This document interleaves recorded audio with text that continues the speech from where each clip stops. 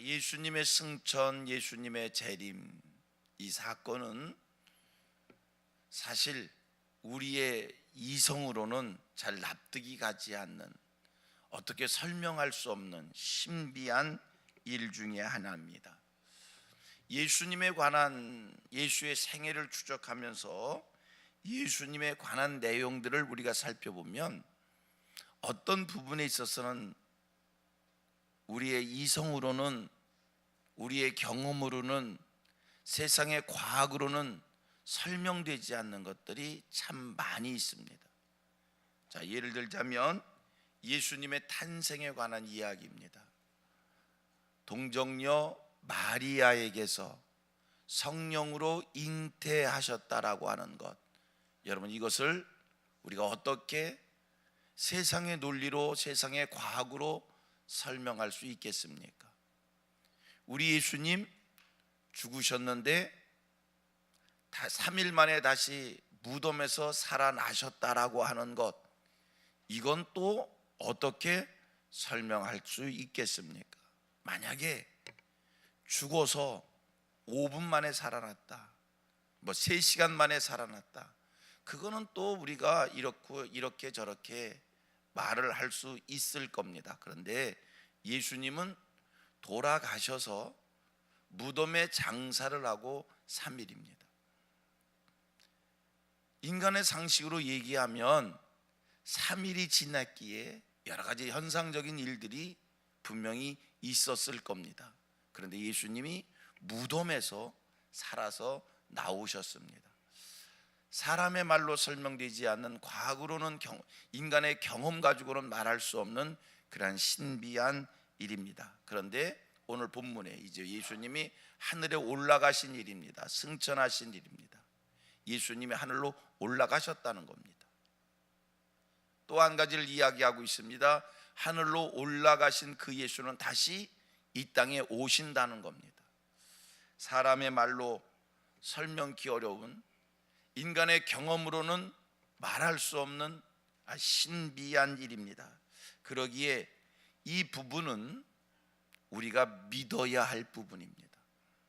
이거는 누가 설명을 잘 해줘서 이해가 돼서 받아들이는 게 아니라 하나님이 우리에게 믿음을 주셔서 그 믿음으로 그냥 알아지고 그 믿음으로 그냥 우리가 받아들이는, 드려야 될 일입니다. 소원하기는 하나님이 우리에게 축복해 주셔서 믿음을 선물로 주시어 이 신비한 일들이 의심 없이 믿어질 수 있게 되기를 소망합니다. 우리가 예수에 관한 이런 내용들, 지금 설명했던 것, 탄생과 부활과 승천과 재림, 이것이 이해가 되지 않는 것이지만 하나님의 은혜로 믿어진다면 우리에게 그것이 믿어짐으로 말미암아 따라오는 축복된 일이 또 하나 있는데, 그래서 우리는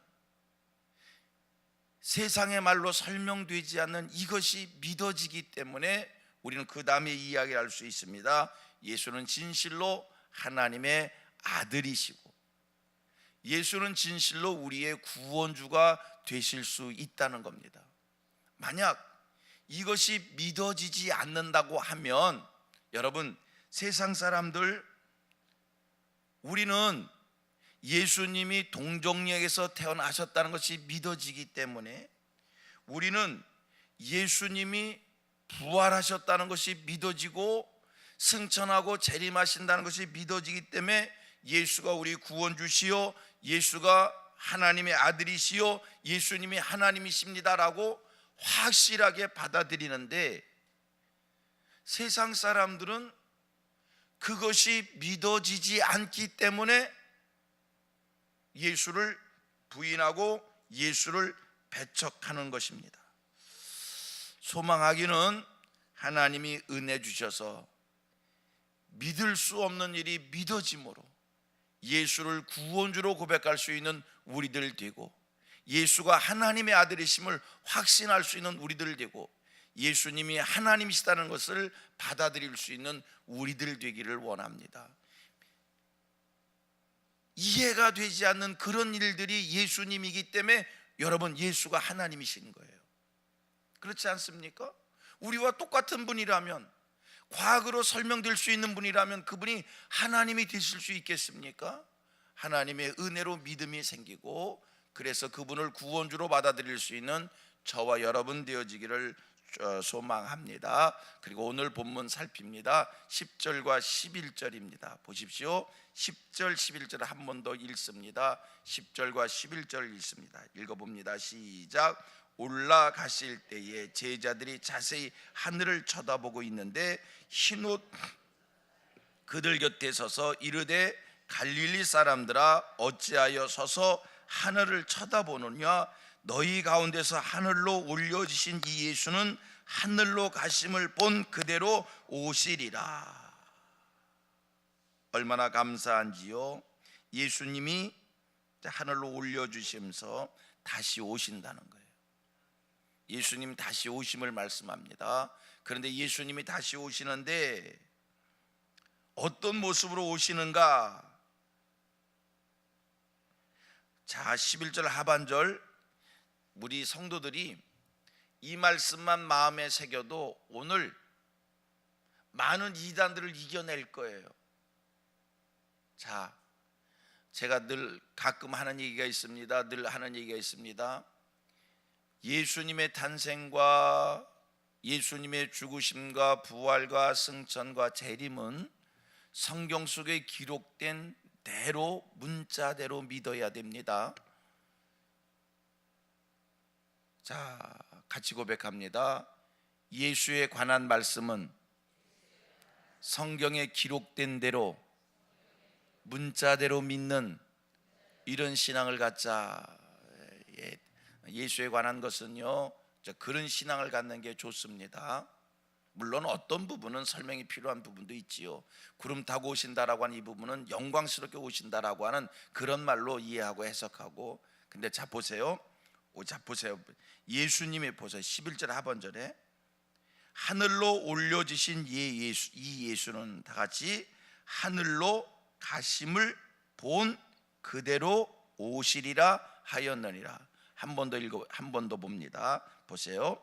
하늘로 올려지신 이 예수는 다 같이 하늘로 가심을 본 그대로 오시리라. 아멘, 아멘. 이 말씀만 우리 성도들이 마음에 새겨둬도 웬만한 이단들은 이겨낼 거예요. 요새 어떤 이단은요, 자기가 재림 예수래요. 자, 어떻게 자기가 재림 예수가 될 수 있습니까? 성경에 뭐라고 그랬어요?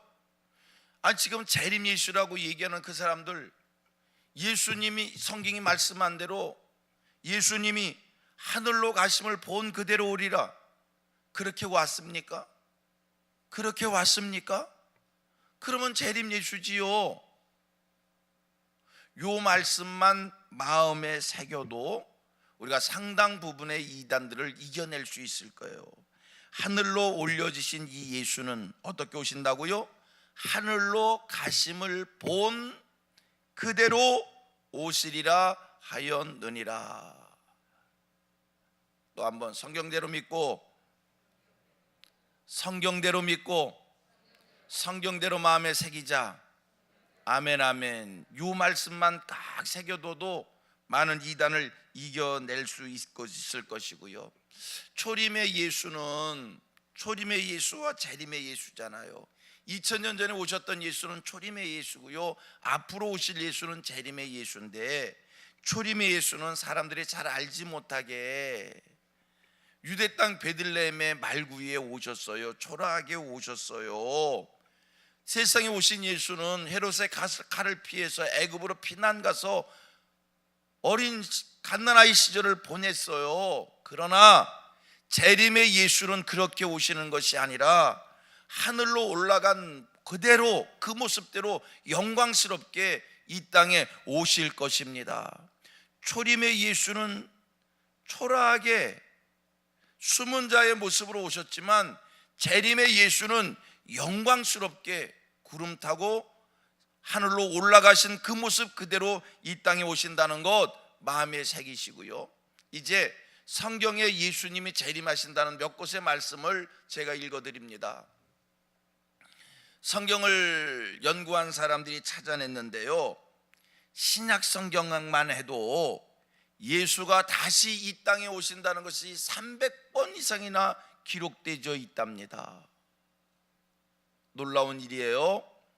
성경에 한 줄만 기록되어 있어도 우리는 의심 없이 믿는데, 예수님이 이 세상에 다시 오신다는 것이 신약 성경에 몇 번 기록되어 있다고요? 300번 이상. 그러면요, 25절마다 25절마다 한 번씩 예수의 재림이 말씀되어져 있는 것이고요, 신구약 성경에 예수의 재림이 몇 번 기록되어져 있느냐? 3000번 이상 기록되어져 있다는 거예요. 얼마나 많은 곳에. 그 다음에 예수의 재림을 간접적으로 기록한 것만도 1000번이 된다는 거예요. 성경은요, 예수가 이 세상에 다시 오신다는 것이 아예 도배가 되어져 있는 겁니다. 중요한 얘기입니다. 우리 의심 없이 믿어야 됩니다. 예수님 다시 이 세상에 오십니다. 어떤 모습으로 오시는가? 오늘 우리가 본문으로 읽은 말씀 그대로 하늘로 올라간 그 모습 그대로 영광스럽게 이 땅에 오실 것입니다. 아멘이지요? 성경 한번 대표적인 말씀 찾아봅니다. 마태복음 24장 30절입니다. 마태복음 24장 30절, 마태복음 24장 30절 제가 읽습니다. 그때에 인자의 징조가 하늘에서 보이겠고 그때에 땅의 모든 족속들이 통곡하며 다 같이 그들이 인자가 구름을 타고 능력과 큰 영광으로 오는 것을 보리라. 땅의 모든 족속들이 예수님이 재림하시는 것을 보게 된다는 거예요. 능력과 큰 영광으로 오는 것을 보리라. 성경이 약속을 합니다. 또 한 곳 찾아봅니다. 이번에는 성경 맨 마지막 책 요한계시록 1장 7절입니다. 요한계시록 1장 7절 제가 읽습니다. 요한계시록 1장 7절. 볼지어다 그가 구름을 타고 오시리라. 각 사람의 눈이 그를 보겠고 그를 찌른 자들도 볼 것이요 땅에 있는 모든 족속이 그로 말미암아 애곡하리니 그러하리라. 그가 구름을 타고 예수님이 다시 오시는 것을 각 사람의 눈에 보일 것이다. 그를 찌른 자들도 보게 될 것이다. 재림의 예수는 영광스럽게 오십니다. 모든 이들이 알게 오십니다. 한 곳만 더 읽을게요. 새벽 시간에 성경을 자꾸 찾게 해서 죄송한데 베드로후서 3장 10절입니다. 베드로후서 3장 10절. 베드로후서 3장 10절.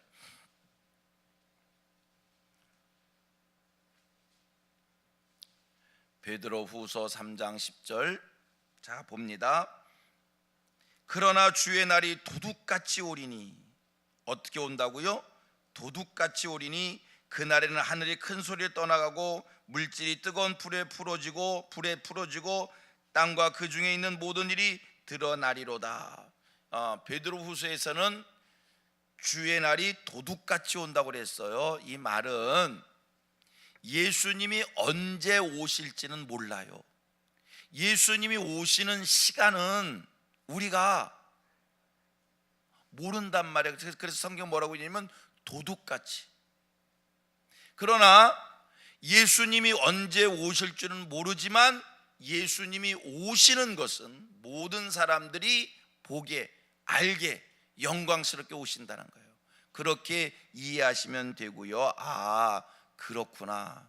예수의 재림은 도둑같이 우리에게 다가오는 것이고 예수님은 반드시 이 땅에 오시는데, 자 그러면 예수의 다시 오심을 기다리는 우리들은 어떤 삶을 살아야 되는가? 예수의 재림을, 우리들 예수의 재림을 기다리잖아요. 성경이 예수의 재림을 말씀하고 있기에 성경을 믿는다면 성경이 그렇게 강조해서 얘기한 예수의 재림을 우리가 손꼽아 기다리잖아요. 그러면 예수의 재림을 기다리는 자들은 어떤 삶을 살아야 되는가라고 하는 것은 내일 새벽에 함께 살피도록 하겠습니다. 오늘은 여기까지. 예수의 재림은 성경이 확실히 예언하고 있는 말씀이다라고 하는 것을 강조했고요. 내일 이어서 계속 살펴보도록 하겠습니다.